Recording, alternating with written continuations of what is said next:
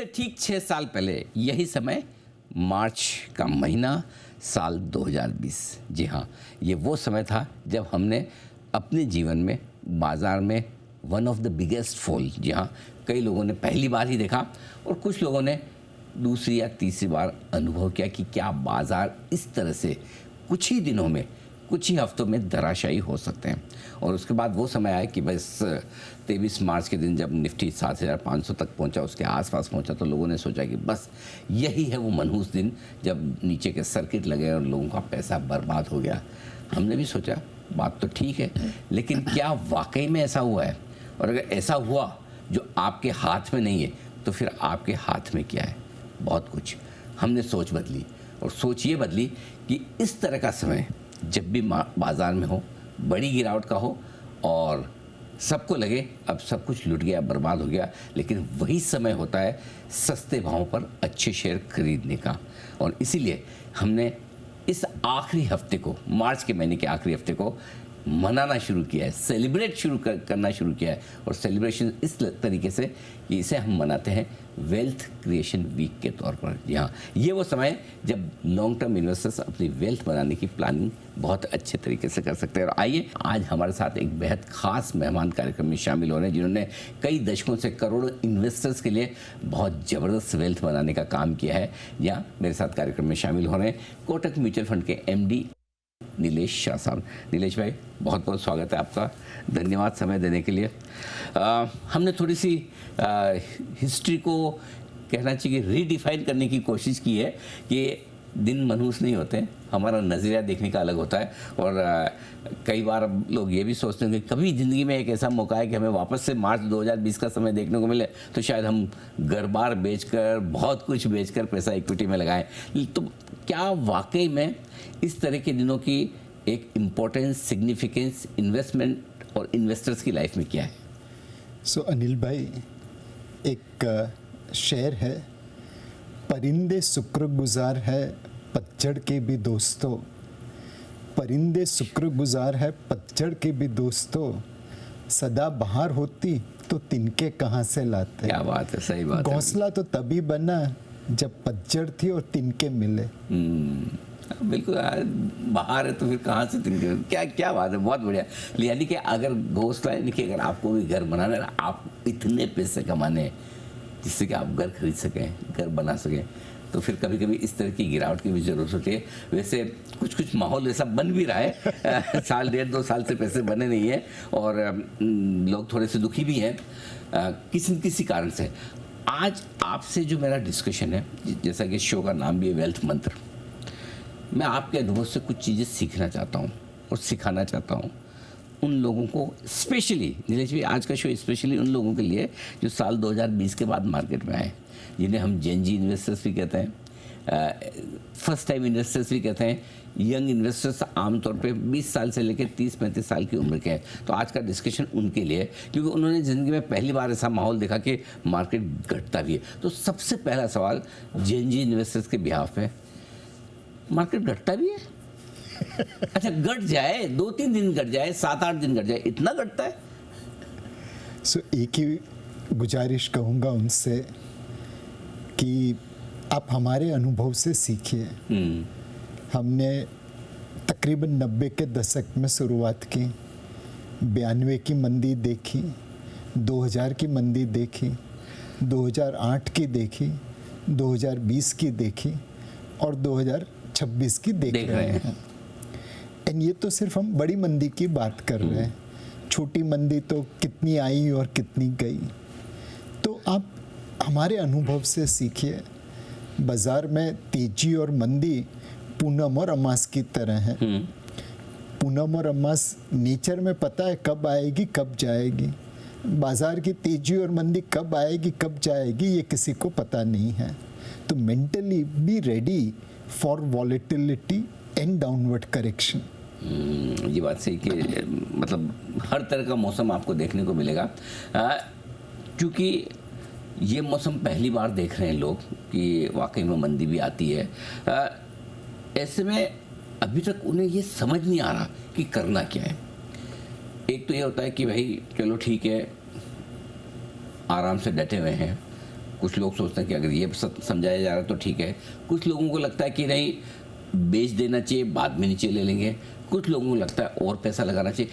Actually वो बड़े confuse हैं कि इस तरह की सिचुएशन जो लाइफ में पहली बार है इसे हैंडल कैसे करें। सो अनिल भाई, पहले तो आप अपने आप को पहचानिए। आप रिस्क टेकर हैं, रिस्क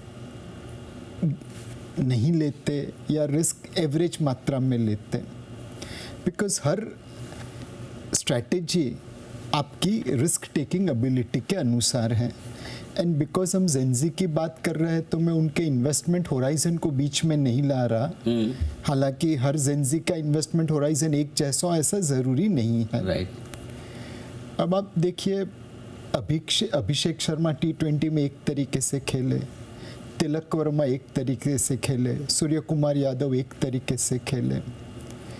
कुछ प्लेयर के शॉट्स क्रिकेटिंग शॉट्स जैसे थे, सूर्य कुमार यादव के शॉट्स अलग ही है, अलग ही प्रकार के हैं। के बाहर की बॉल को भी ऑफ स्टंप से वो छक्का ऑन साइड में मार सकते हैं। बट हर किसी को वही गेम खेलना चाहिए जो आपकी ज़रूरत के अनुसार हो, आपकी कैपेबिलिटी के अनुसार हो। वो एक गाना था ना कि हंस चला कौवे की चाल तो अपनी चाल भी भूला, उसके जैसा नहीं होना चाहिए। अगर आप ट्रेडर हैं तो मोमेंटम पे निवेश कर सकते हैं, शॉर्ट टर्म मूवमेंट का फ़ायदा उठा सकते हैं। बट अगर आपके पास समय का अभाव है तो फिर आप लॉन्ग टर्म इन्वेस्टमेंट करिए। एंड चाहे सूर्य कुमार यादव हो, तिलक वर्मा हो या अभिषेक शर्मा हो, उनके पास बेसिक क्रिकेटिंग टेक्निक तो है ही है। तो जो फंडामेंटल ऑफ एनालिसिस है, इन्वेस्टमेंट है, उसको भूलना वो सेम है सबके लिए। 90% वेल्थ बनती है असेट एलोकेशन से, 10% वेल्थ बनती है स्टॉक सिलेक्शन से। तो असेट एलोकेशन के बेसिक फंडामेंटल्स को भूल मत जाना। लेकिन आपने ये कहा बहुत बात सही है, लेकिन सब चेंजेस का क्या, अगर आप उसको पूछोगे क्या तुम्हारा एसेट एलोकेशन ये क्या है, बोल जिसमें सर सबसे फास्ट पैसा बनता हो, है ना।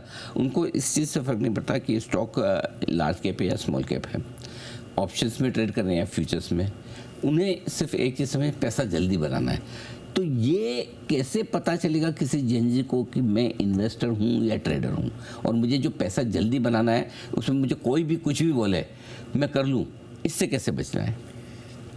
एक पहली बात ये याद रखिए कि आपके माता पिता को छोड़ के किसी को इंटरेस्ट नहीं है आपके पास पैसा बने। मैं यहाँ पे मुफ्त में सलाह दे रहा हूँ बिकॉज मुझे आशा है कि आप मेरे म्यूचुअल फंड के इन्वेस्टर बनेंगे। ठीक बात है। सेकंड चीज, जल्दी का काम शैतान का, ये गांठ बांध लीजिए।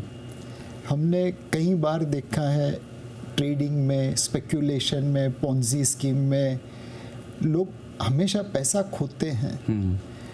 ख्वाब हर कोई दिखा देता है, हथेली में चांद दिखा देगा बट गला काट के लेके जाएगा।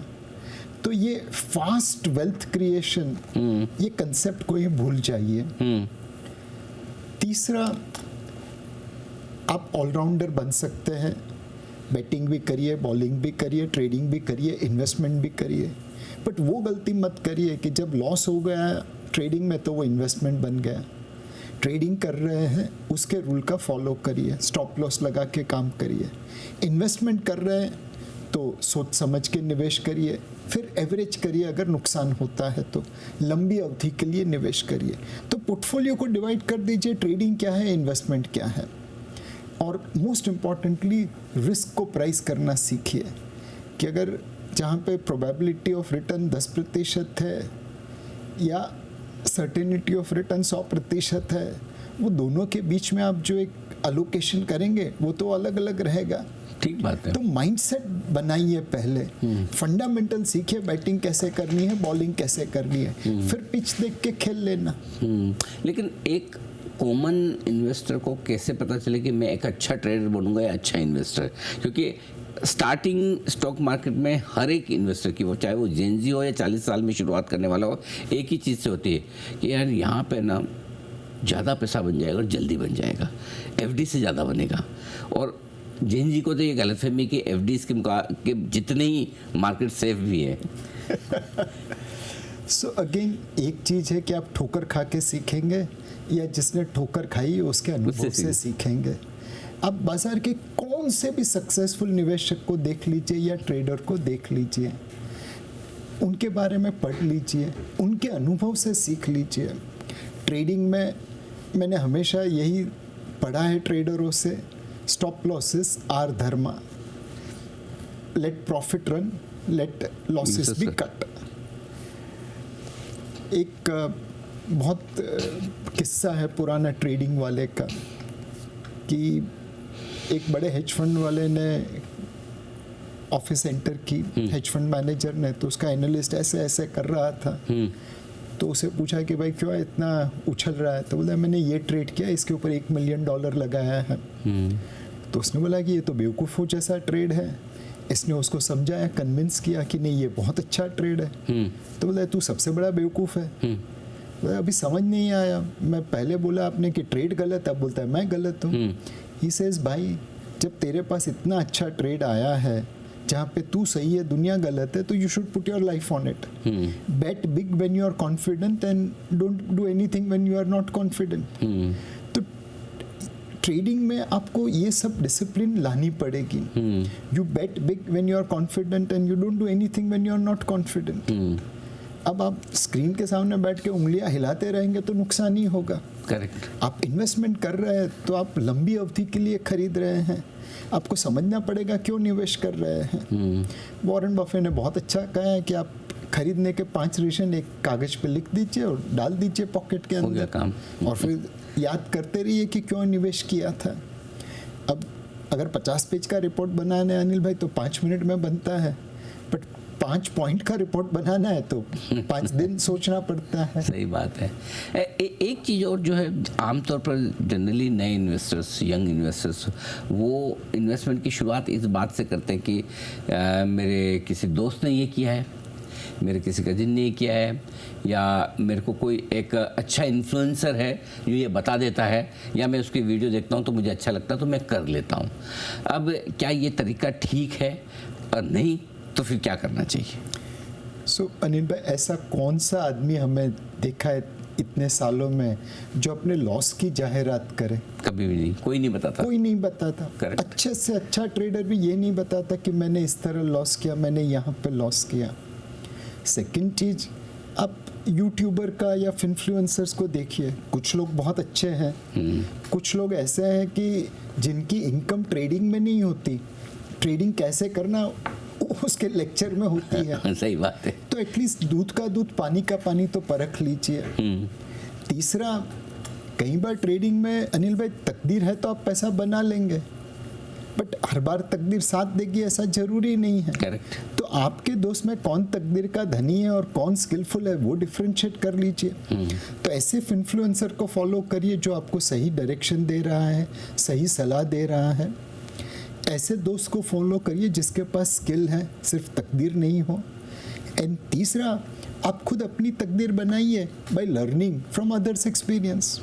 शुरुआत धीरे धीरे करिए, धीरे धीरे फिर आप जैसे सीख जाएंगे, समझ जाएंगे तो आगे बढ़ाना। एंड ट्रेडिंग का सबसे बड़ा एक रिस्क याद रखना, एक वो आर्कियोस कैपिटल का बिल वांग करके था, बहुत बड़ा ट्रेडर था, बहुत पैसे बनाए, सिर्फ 2 दिनों में अनिल भाई $20 बिलियन का नुकसान किया। 2 दिन 20 सिर्फ 2 दिन में, और जिंदगी भर की कमाई 2 दिन में साफ कर दी। तो ऐसे महारथी ट्रेडर का भी इतना बड़ा नुकसान हो गया। So you have to take trading is a very very difficult way of making money, and if you are playing that game be very very careful. बहुत सारे जेन इन्वेस्टर ये जानना चाहते हैं कि किस इन्फ्लुएंसर या किस एडवाइज़र को फॉलो करें, मतलब उसमें हमें क्या क्वालिटी देखनी चाहिए और कितना भरोसा करें। सुनिए सबकी, करिए अपनी। अब अनिल भाई, मैं तो आपको इतने सालों से जान रहा हूँ, मुझे आज तक याद नहीं है कि आपने कभी किसी को गुमराह किया हो। एंड वो रिस्पेक्ट आज हम कहीं जाते हैं तो दिखने को मिलती है। अब अनिल भाई अच्छे सलाहकार है ये तो आप फील कर सकते हैं, बस यही चीज़ आपको हर जगह अप्लाई करनी है। ट्रैक रिकॉर्ड देखिए, क्या बोलते हैं वो समझिए, कैसे बोलते हैं वो समझिए, दूसरे लोगों से उनका रेफरेंस ले लीजिए, आपको अपने आप पता चल जाएगा किसको फॉलो करना है, किसको नहीं करना। मतलब एक दो वीडियो देखे, कोई स्मार्ट दिखा, बढ़िया बोल रहा है, उसके बोलने पे पैसा लगा लिया, वो नहीं होना चाहिए। वो नहीं होना चाहिए। उसे फॉलो करो, ढंग से समझो। ये ढंग से समझो। बहुत बहुत अच्छी बात आपने कही।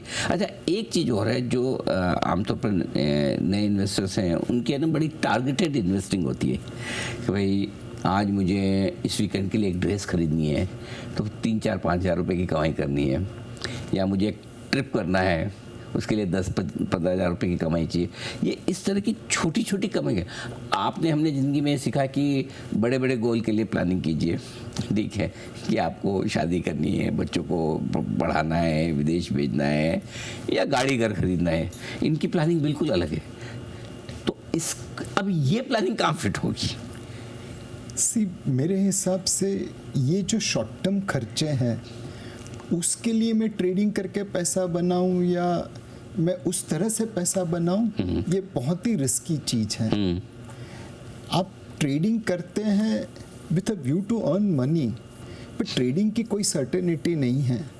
जो दुनिया का सबसे अच्छा ट्रेडर है वो आधे टाइम सही होता है, आधे टाइम गलत होता है। करेक्ट। सेबी का रिसर्च कहता है कि 9 out of 10 people who trade in F&O loses money, but 10 out of 10 people believe कि मैं पैसा बनाऊंगा कोई और खोएगा। भाई मैथमेटिकली पॉसिबल नहीं है। तो इनकम और स्पेंडिंग वो दोनों को अलग अलग कर दीजिए। बिकॉज मैं ट्रेडिंग करूंगा तो एक वीकेंड का ट्रैवल प्लान का खर्चा निकल जाएगा, ऐसे नहीं होता। पैसे बनाते रहिए और फिर उसका कैसे उपयोग करना वो आप सोचते रहिए। मतलब आप ये कह रहे हैं कि आप अपना इन्वेस्टमेंट गोल रखिए, उसमें पैसे बन गए, पैसे बनने के बाद उस पैसे को कैसे यूज करना वो देखिए, फिर उसका जो उपयोग करना है करिए। ये मत सोचो कि ये करने के लिए पैसे शॉर्ट टर्म गोल। हमारी गलती मत दोहराना कि हमने पहले जिंदगी के 25-30 साल खाली पैसे बनाए, जब बहुत ज़्यादा बन गए तब जाके हमने सोचा कि अब थोड़ा थोड़ा खर्चा करना चाहिए। Correct. आप जिंदगी को जरूर एंजॉय करिए, पहले से एंजॉय करिए, बट इनकम कमाने के बाद उसका उपयोग कैसे करना वो डिसाइड करिए। अच्छा, आप कह रहे हैं कि एसेट एलोकेशन सबसे बड़ी इंपॉर्टेंट चीज़ है, 90% काम तो उससे हो जाए। अब यहाँ पे एसेट एलोकेशन का कोई सिस्टम नहीं है। अगर बिटकॉइन में अच्छा पैसा बन रहा होगा तो बिटकॉइन कर लेंगे, कोई क्रिकेटिंग ऐप वगैरह में लगता है कि यहाँ पैसा बन सकता है तो चलो दोनों काम हो जाएगा, टीम भी बना लेंगे, खेल भी लेंगे। अब तो खैर बंद हो गया, अलग बात है। कहीं लगता है कि गोल्ड सिल्वर है तो वो खरीद लिया। सो ये एक तो जहाँ सबसे ज़्यादा रिटर्न बन रहा है वहाँ पैसा लगाएं, और दूसरा आप कह रहे हैं कि एसेट एलोकेशन करें। दोनों में बैलेंस कैसे करेंगे? सो एक डिसाइड कर लीजिए कि 1% मैं ट्रेडिंग में लगाऊंगा, 1% मैं निवेश में लगाऊंगा। Let's say 10% of my income I am willing to spend, 10% of my savings I am willing to spend on trading, हाथ पैर मारूंगा। 90% I will go for investment. अब ये 20-80 या 30-70 आपकी चॉइस। जब आप 90% सेविंग्स को इन्वेस्ट कर रहे हैं तो एक मल्टी एसेट एलोकेशन फंड का पोर्टफोलियो देख लीजिए। आज हमारा मल्टी एसेट एलोकेशन फंड है तो 60% इक्विटी में है, 20% गोल्ड सिल्वर में है और 20% डेट में है। तो 60-40-40 का एक 60-20-20 का एक एलोकेशन बन गया। अब उसके हिसाब से आप अलोकेट कर लीजिए। आपको 60 की जगह 65 रखना है रखिए, 55 रखना है रखिए, बट 60 की जगह इक्विटी में 0 मत कर देना और 100 भी मत कर देना। गोल्ड सिल्वर में 20 की जगह 15 रखना है रखिए, 25 रखना है रखिए, बट 0 मत कर देना, 100 मत कर देना। तो ये 90% आपका जो सेविंग्स है वह मल्टी एसेट एलोकेशन के मॉडल पे इन्वेस्ट होता रहेगा। ये लंबी अवधि के लिए है। यहाँ पे आप कोई उल्टी सीधी चीज मत करना। बाकी 10%, 20% सेविंग्स जो भी आपका है उसमें जो करना है करिए। खत्म हो जाए तो छोड़ दीजिए बस। तकदीर आजमाइए। अगर है तकदीर तो बन जाएगा, अगर आपके पास स्किल है तो भी बन जाएगा, नहीं तो कोई वांदा नहीं। आप अनुभव से सीख लेंगे कि सारा पैसा निवेश ही करना था। अगर 10 में से 9 लॉस करे, एक तो कोई कमा रहा होगा। अगर आप उसी में एक निकल गए तो अच्छी बात है, तो बहुत अच्छी बात है। तो फिर आपकी तकदीर। अच्छा, आप कहते हैं बार बार कि SIP कीजिए। इस जनरेशन के साथ एक समस्या है SIP में, ये समस्या है कि ये जल्दी बर्नआउट हो जाते हैं। इनको थोड़े थोड़े समय में सैबेटिकल लेना पड़ता है, या फिर इनका प्लान ये कि I want to retire very soon. मतलब कोई तो 40 साल के बाद काम नहीं करना चाहता, 50 के बाद वाले तो बहुत कम मिलेंगे, उनको लाइफ जीनी। है ना, मतलब ऐसा नहीं कि हमारी तरफ 65-70 के बाद शुरू करेंगे जीना। तो ऐसी सिचुएशन में ये कैसे जल्दी और बड़ा पैसा कमाएं? सो अनिल भाई, लाइफ तो हर किसी को जीनी है, बट उसके लिए फिनेंशियल सिक्योरिटी होना बहुत ज़रूरी है। एक क्रेडिट कार्ड की एडवर्टाइजमेंट आती है कि money can't buy everything, but for everything else there You is have Mastercard और वीज़ा कार्ड, जो भी है। बिल्कुल उसी तरह है, पैसा ज़िंदगी में सारी खुशियाँ नहीं खरीद सकता, बट अगर पैसा जेब में हो तो बहुत सारी खुशियाँ खरीद सकते हैं। वो कहते हैं पैसा खुदा तो नहीं, बट खुदा से कम भी नहीं। कम भी नहीं है। तो फाइनेंशियल सिक्योरिटी है तो आप जिंदगी अलग तरीके से जी पाएंगे। Now what are the ways to get that financial security? In our option, discipline investment is the only approach. आप लॉटरी की टिकट खरीद के भी शायद फाइनेंशियली सिक्योर हो जाएंगे, बट गारंटी क्या है, प्रोबेबिलिटी क्या है? SIP करेंगे तो धीरज का फल मीठा, उसी में बिलीव करना पड़ेगा, सब्र का फल मीठा, बिकॉज इंस्टेंट ग्रेटिफिकेशन नहीं है, बट धीरे धीरे बढ़ाएंगे तो अपने आप आगे हो जाएगा। संस्कृत में एक श्लोक है, शनै पंथा शनै कंथा शनै पर्वत मस्तिके शनै विद्या शनै वित्तम पंचयात्नि शनै शनै। शनै पंथा मतलब छोटे छोटे कदम उठाएंगे तो मंजिल पे पहुंचेंगे। राइट। शनै कंथा मतलब छोटे छोटे स्टिच लेंगे तो एक गारमेंट सिल जाएगा। शनै पर्वत मस्तिके, छोटे छोटे स्टोन्स को क्रॉस करेंगे तो पहाड़ की चोट पे पहुंच जाएंगे। शनै विद्या, एक एक पेज पढ़ते रहेंगे तो पूरी बुक का नॉलेज आ जाएगा। शनै वित्तम, एक एक कॉइन बचाते रहेंगे तो वेल्थ बन जाएगी। तो अच्छी चीज है, छोटी छोटी मात्रा में ही होती है। शनै वित्तम इज SIP। आखिरी सवाल, अभिमन्यु ये 2020 के बाद वाले चक्रव्यूह में है, पहली बार फंसते हुए नजर आ रहे हैं आप, मतलब कृष्ण की तरह बाहर निकालिए तो बोले इस बार लग रहा है हम फंस गए। मतलब अभी तक क्या करेक्शन आते थे, छोटे मोटे आते थे, चले जाते थे, बड़ा नुकसान नहीं होता, साइजेबल टाइम वाइज भी प्राइस वाइज भी करेक्शन पहली बार दिखा है। सो अगर आप अभिमन्यु को देखें तो वो चक्रव्यूह में जाने का रहस्य जानता था, निकलने का नहीं। तो अगर अभिमन्यु बनना है, चक्रव्यूह को भेदना है, तो अंदर जाने का और बाहर निकलने का नॉलेज ले लीजिए। विद्या आपके लिए सबसे अच्छी कुंडी है। जब मैं भी जेंजी था और अपना सारा पैसा 90 के दशक में गंवा दिया था, तो एक बुजुर्ग ने बहुत अच्छी सलाह दी कि देख बेटा, दलाल स्ट्रीट में लक्ष्मी माता का पूजन तो दिवाली की शाम को करते हैं, लेकिन सरस्वती माता का पूजन रोज करना पड़ता है। सरस्वती माता का पूजन रोज करेगा तो ही लक्ष्मी माता की कृपा मिलेगी। तो अभिमन्यु ने एक ही चीज गलत की, एंड उसने खुद ने नहीं की, मतलब ये तो भगवान की लीला थी, हाँ। कि आपको चक्रव्यूह में जाने का ही रहस्य मिला, बाहर निकलने का नहीं। फॉर्चुनेटली आज बहुत सारे ऐसे आउटलेट्स अवेलेबल है, आपका शो है, हमारी वेबसाइट है, हमारे पॉडकास्ट है, जहाँ पे आने का और जाने का दोनों का रहस्य मिलता है, बस उसे एग्जीक्यूट करिए। बिल्कुल। तो अगर आप भी 2020 के बाद इस बाज़ार में उतरे, चाहे जेंजी हो या फिर फर्स्ट टाइम इन्वेस्टर, और बड़े परेशान हैं, हैरान है कि ये क्या हो गया, हम तो सोचते थे पैसा बनता है, रोज़ बनता है, लगातार बनता है, कभी कभार न भी बने तो थोड़े समय में बन जाता है, लेकिन इस बार तो मामला थोड़ा लंबा हो गया और थोड़ा ज़्यादा ही गिर गया बाज़ार। तो ये है वो शो जो आपको राहत दिखाएगा। वेल्थ मंत्र में हमारा साथ देने के लिए नीलेश भाई बहुत बहुत शुक्रिया आपका, धन्यवाद। और आज आई एम श्योर कि आपके इतने लंबे अनुभव से आज हमारे फर्स्ट टाइम इन्वेस्टर्स इस वेल्थ मंत्र को समझकर ज़िंदगी में उतारने की कोशिश करेंगे और एक बेहतरीन इन्वेस्टर बनकर अपने लिए ज़िंदगी में बड़ी वेल्थ बनाने की कोशिश करेंगे। आइए आज के शो में इतना ही, मुझे दीजिए इजाज़त, नमस्कार।